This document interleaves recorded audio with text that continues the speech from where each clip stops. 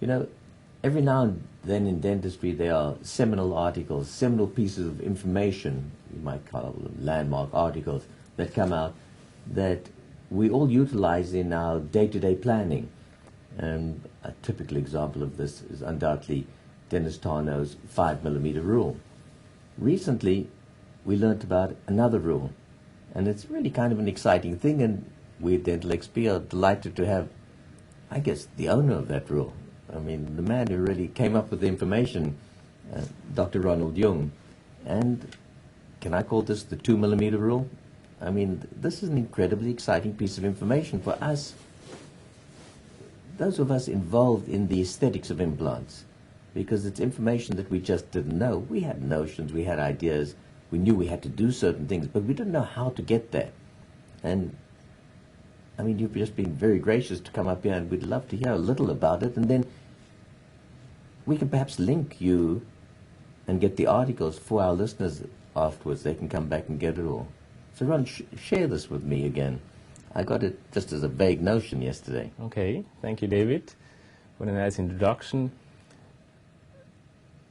Just a short background. I think I am working at our Department of Fixed and Removable Prosthodontics at the University of Zurich. We have the privilege to really treat our patients from the extraction socket until the crown has been placed.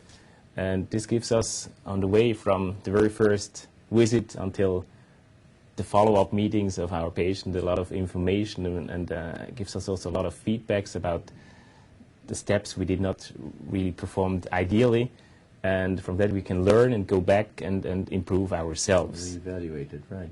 And one question which we often are confronted with is the question about what type of implant abutment, what should we are going to use.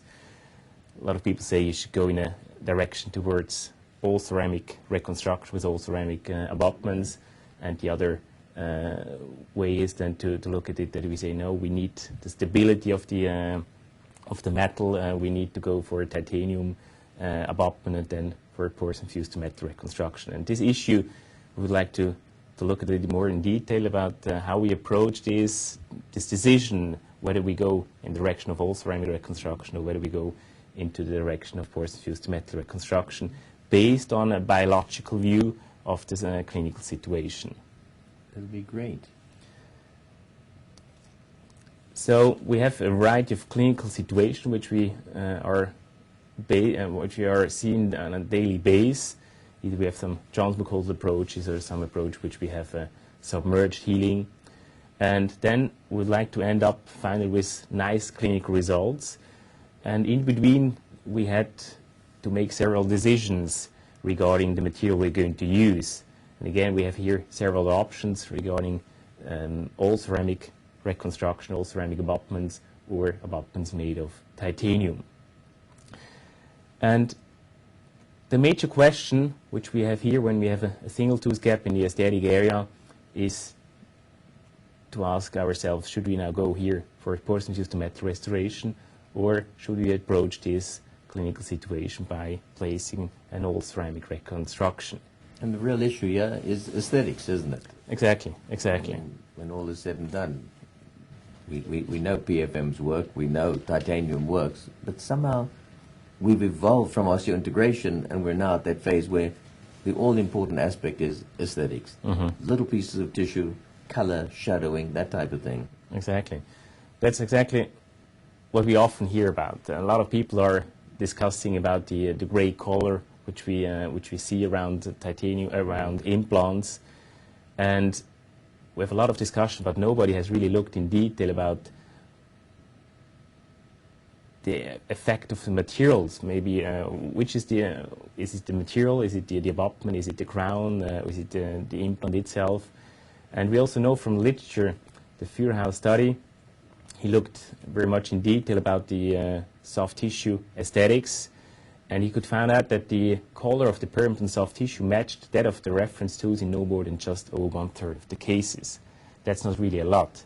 So I think that's... The reverse, actually, 70% of the Yes. cases didn't match. Exactly, It's more exactly, scary. exactly. And so I think it's a real issue to look at this a little bit more in detail. And that's what we also have seen within our clinic, within our university. And this was then the motivation for us in order to start a series of studies facing the problem of what causes really the gray color. One of these studies, we had done it, several studies with different kind of abutment types, different type of companies which produced then the abutments. And this is just one of these, which has been recently accepted in the International of Periodontics and Restorative Dentistry. And this was a randomized controlled clinical trial, which is the highest level of evidence which we can get. And the aim of this study was, on the one hand, that we would like to evaluate now the color change effect of all ceramic crowns compared with porcelain-fused metal crowns on the marginal peri-implant soft tissue. And the second issue, which you also addressed before, was to compare the influence of soft tissue grafting on the color change effect. We often do soft tissue grafting, but we don't know whether this really has a positive effect or not, whether the patient has to... No, it's just an idea we have. That exactly. Usually when we're in trouble, we're trying to get out of trouble. Yeah, exactly. So this was the setup, this was the aim of the study. We had a total of 30 patients which have been treated, and they have been all treated in the anterior area. Right. And these patients have been divided in two groups in a randomly assigned way. And so we had 15 subjects which received an all-ceramic abutment, and then with an all-ceramic crown on it, and the other 15% received a titanium abutment with a porcelain-fused metal reconstruction. And they have then been following several parameters regarding the influence of the material itself on the soft tissue within the same area where we're going to place the reconstruction, but also in comparison to the neighboring tooth. Right. And to give a short summary about that, I would like now just to focus on the comparison between the neighboring tooth and the reconstruction itself, because that's at the end what the patient is facing, what we are facing, whether this reconstruction is going to be integrated in a natural and nice kind of way. So in order to do so, this was one of the parameters which we have analyzed, was then the color difference between the peri-implant mucosa after the reconstruction has been inserted, and it has to be inserted at least 1 week in order to let the soft tissue mature, and the color of the gingival margin of the corresponding unrestored neighboring tooth. That's what we are going to compare at the end, whether we say this reconstruction really fits now into the mouth, I don't see any difference, or whether I can see a difference. And this color difference was assessed in the most objective way we have, and it was performed by spectroshade color analysis, which we do not measure absolute colors, but we are going to measure then the color difference. So we don't need to know. It's really comparative. Exactly. It doesn't matter. Exactly. We don't need an absolute color about this, whether it's an A2 or an A3, like we do it, use it then for the reconstruction, but it's really just for having a difference. So the spectroshade really works for this, exactly. better than it does in evaluating crowns of teeth. Yes. So this was one of the parameters which we looked at, and when we go into the results, looking at this parameter, we could see that the all-ceramic reconstruction, when we compare here, we received a delta E of 3.3. Now what does that mean? We know that the critical threshold where the human eyes can distinguish between color difference is 3.7. So everything which is above 3.7 is detectable by human eye within non-standardized conditions. Everything which is below 3.7 is non-distinguishable. So here we have a situation which, for a human eye in the mean, is not distinguishable. And we had a mean mucosal thickness of 3.4 millimeter here. When it comes to the porcelain-fused metal reconstruction, we had a delta E of 4.9 with a little bit a thinner tissue of 2.8. This was just randomly because we didn't select the cases, so this could also be different. So we could conclude from this that the all-ceramic crowns induce statistically significant less visible mucosal color change compared to the porcelain-fused metal crowns regarding the neighboring tooth. And we also analyzed the material regarding the influence of soft tissue grafting. And we divided our patients. They have been treated into one group which received a graft, whether the other patient which did not receive the graft. And we could nicely see that increasing the thickness of the soft tissue by using a connective tissue graft reduces the chance for soft tissue discoloration, that independent of the reconstruction material.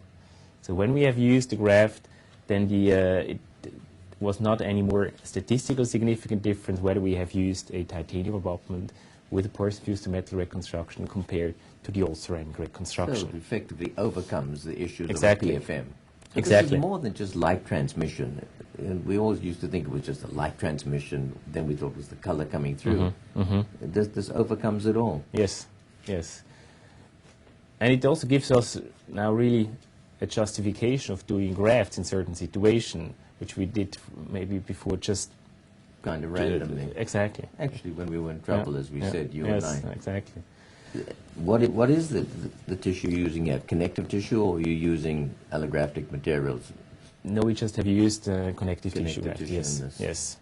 Which It have would be an been closed interesting study to see if we could slip allographic material. That's into right, this. that's right, that's right. I think that's an important issue which we are considering in all fields of dentistry, not just regarding implant dentistry, also when we talk about recessions and lack of keratinized tissue as well.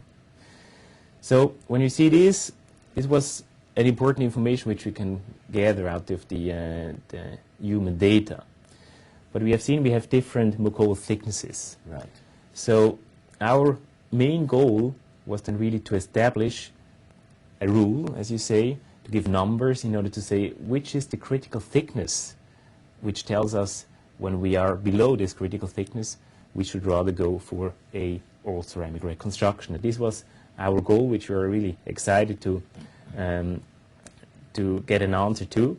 So this is a clinical situation, and the wish was that we can measure this distance from the implant shoulder to the buccal aspect of the soft tissue, and then to define whether we go for a porcine-fused to metal reconstruction or whether we go for an all-ceramic reconstruction. To test these in humans would need a large database, which could only be possible by having a multi-center trial, which we then can standardize the patient situation in dividing into groups, one with 1 millimeter, one with 2 millimeter, and so on. So an adequate tool is then to using a preclinical model. And we did a study, an in vitro color assessment, when we used pig jaws, a study which has been published last year also in the International Journal of Periodontics and Restorative Dentistry. And the aim of that study was to analyze the effect of titanium, zirconia, with and without veneering ceramic on the color of the mucosa of 3 different thicknesses. So we tried to mimic the situation regarding different thicknesses by having now this model. And the results are very interesting. We came up with this graph here, which we have here on top the 3 different mucosal thicknesses, Right. 1.5 millimeter, 2 millimeter, and 3 millimeter, which we also know from literature, which are the most often found thicknesses which we are dealing with around the implants. And we have here the 4 different groups, ranging from titanium with ceramic veneered, and zirconia veneered as well. When you go now step by step through this graph, we can see that when we have a thickness of 1.5 millimeter, all materials have a color difference which is above our line of 3.7, of a delta of 3.7. So this is what we can consider as distinguishable by the human eye. When we go to a thickness of 2 millimeter, we can see that the titanium is visible, the titanium veneered is maybe visible, but the zirconium oxide are not visible anymore. And as long as we are moving on to the thickness of 3 millimeter, all the materials did not show a visible color change. And this now starts really to be excited in order to establish now a certain limit to say it seems to be the 2 millimeter is really the thickness which determines whether we have to go for a porcelain fused metal reconstruction, or whether we go for a all ceramic reconstruction. When we now try to pull this information together with this 2 millimeter rule, we can base our decisions. That's how we handle it also at our university, about when are we going to use which abutment material. So when we have a mucosal thickness of more than 2 to 3 millimeter, we can go either for a titanium or a ceramic abutment. In the posterior area, we still use titanium abutment because the data we have from the literature is supportive there, more for titanium abutments. We do not have that many data on all ceramic reconstructions in the posterior area. But as soon as we move on into a thin, high scalloped biotype, gingival type, let's say 2 millimeter or less, then we either have to consider doing a soft tissue graft, or then placing an all ceramic reconstruction, which is indicated in order to avoid then the color change effect.